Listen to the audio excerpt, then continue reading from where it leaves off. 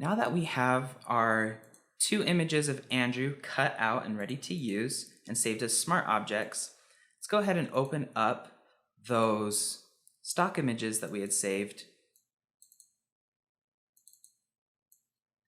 to use in our composite. And we get to start really putting this all together and seeing what it's going to look like as an image as a whole.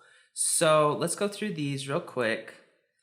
This here is the image that we're going to use as the foundation for our image. This will be our main background. So let's go ahead and drag this to our composition. Great, let's expand our composition size to match this a little better. And for now, we won't size our image as it will be in the end. We'll just kind of crop it outwards so that we have a little room to play with. Let's do that, and then we'll rename this image background. And we'll put it below everything else. And we don't need these 2 color fill layers anymore, so we'll go ahead and delete those. Now let's go, first off, replace Andrew so he fits well within this image. So go Control T, size him down, place him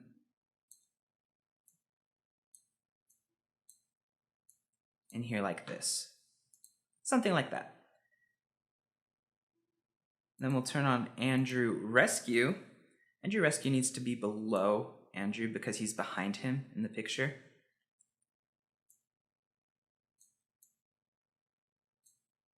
And we will have him coming down to save Andrew. Maybe something like that.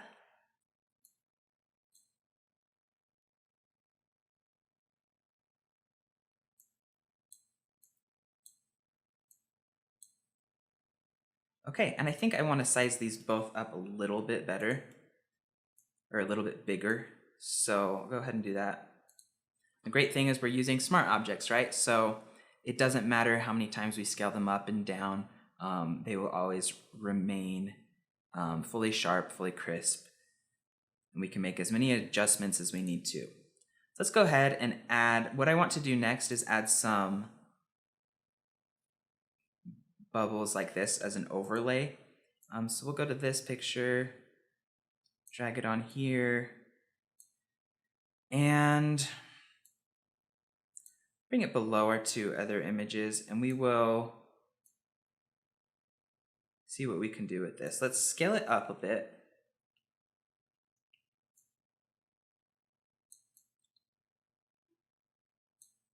And then I don't want to see this, right? It's just going to act as an overlay because we have these cool bubbles here. So if I stretch it downwards like this a little bit, and then scale it up. Great. Okay, now I'll put it on top of everything and we'll change the blend mode to soft light.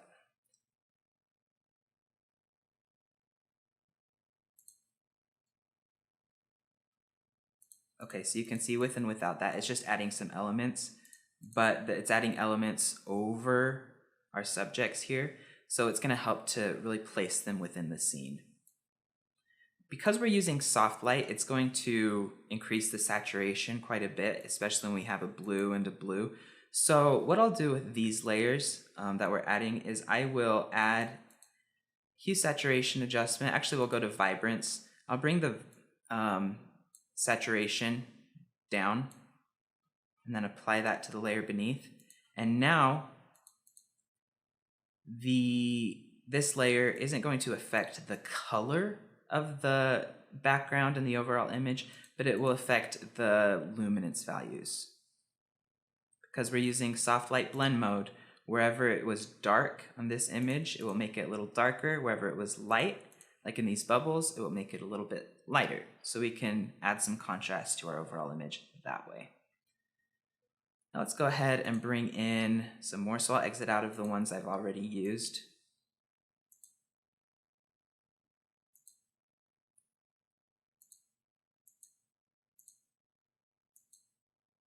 Okay, so here, let's go to this image, bring that in. This is really going to help make it feel like Andrew is falling downward. So I'll turn off the Andrew rescue layer, and we'll just focus on Andrew here. And I'm looking especially at these bubbles, because I want to put these kind of around Andrew as he's falling down to make it look like he fell into the water and now he's moving downward. Because his head is up here and I feel like most of his body weight is up here, I want to flip this image because there's kind of heavier bubbles right here. We're going to scale this up, so really this is what we're going to see. So I'll go Edit, Transform, Flip Horizontal. Now I flipped this, bring the opacity down so we can see it, and now I'll scale it up. So it really surrounds Andrew.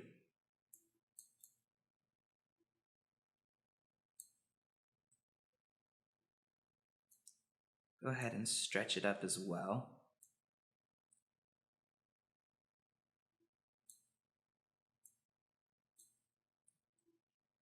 Accept that, and now let's change the blend mode to overlay. We'll Alt and then click and drag to copy that vibrance layer, and now that overlay isn't doing anything to affect the colors of the overall image. And great, so now we have these bubbles all around Andrew, and we want to just place them so they really make it look like he fell through there.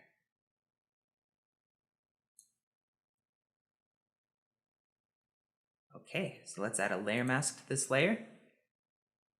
What we'll do is we'll invert that layer mask, and then we'll just paint in where we do want to see the bubbles with the softest brush possible. So let's do some overall adjustments here, paint some bubbles in here.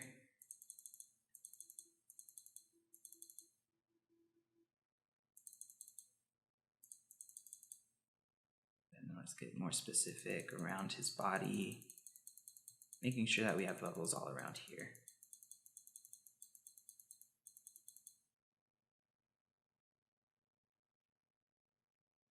And let's see. We could even show the surface here. It might look cool. It kind of matches the rest of the scene. So let's go ahead and show the surface of this image as well. Great. That looks awesome. And now we can try to make it look like Andrew kind of exhaled as he was falling here by, let's use this image. We're going to just use these bubbles and place them above his face.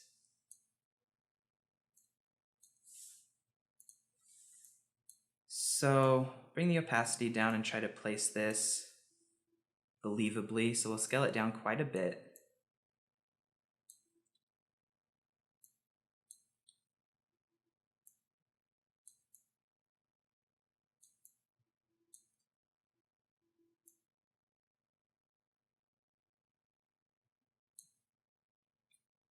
Scale it down even more.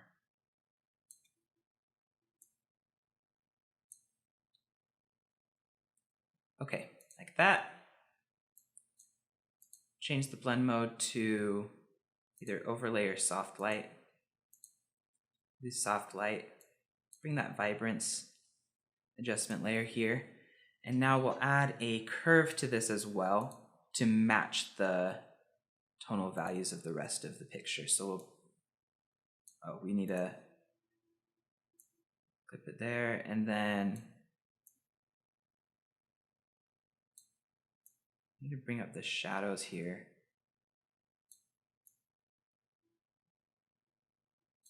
Okay, that looks better.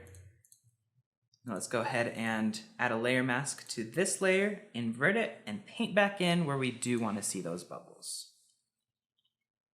So they're kind of coming off of Andrew right here.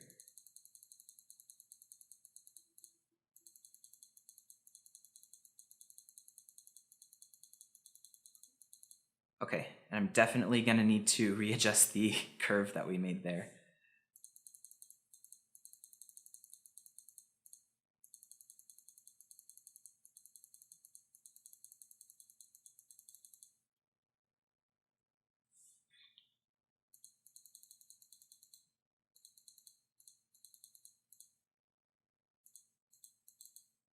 Okay, so let's go back to that curve and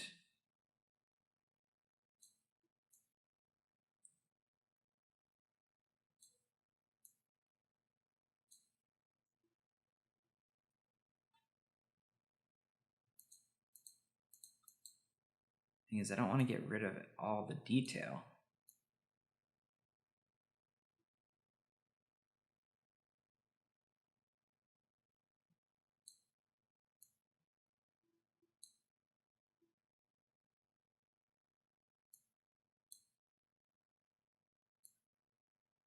Oops.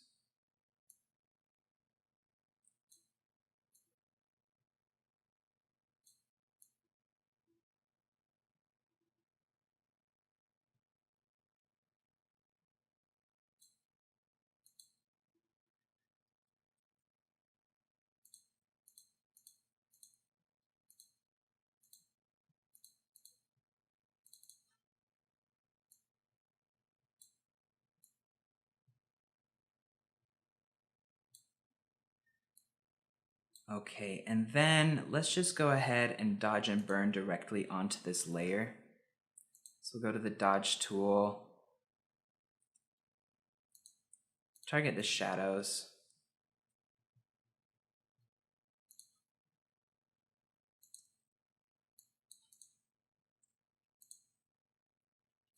Try to bring these shadows up right here where it's especially dark, then around the edges of this image. And then we will use the burn tool to target the highlights, especially here.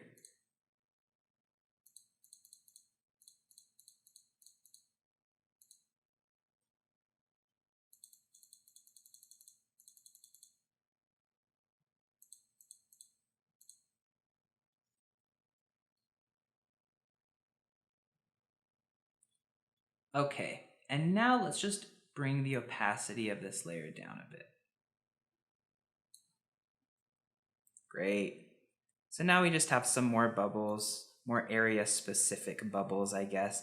I'll play with the mask and kind of bring it down even a little bit more.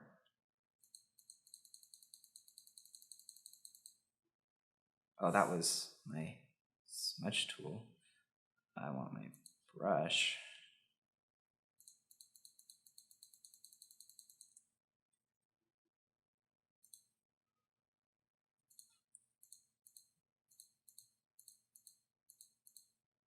Okay, maybe if we bring the opacity here up a little bit.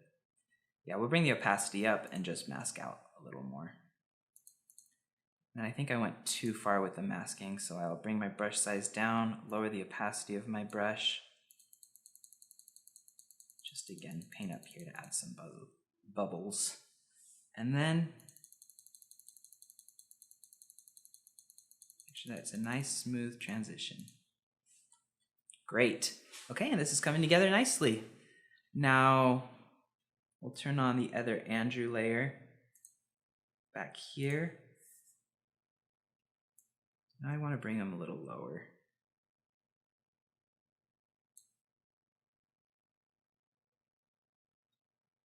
Okay. Get rid of this. Let's see what we have. We have a few more options here to play with. Used that.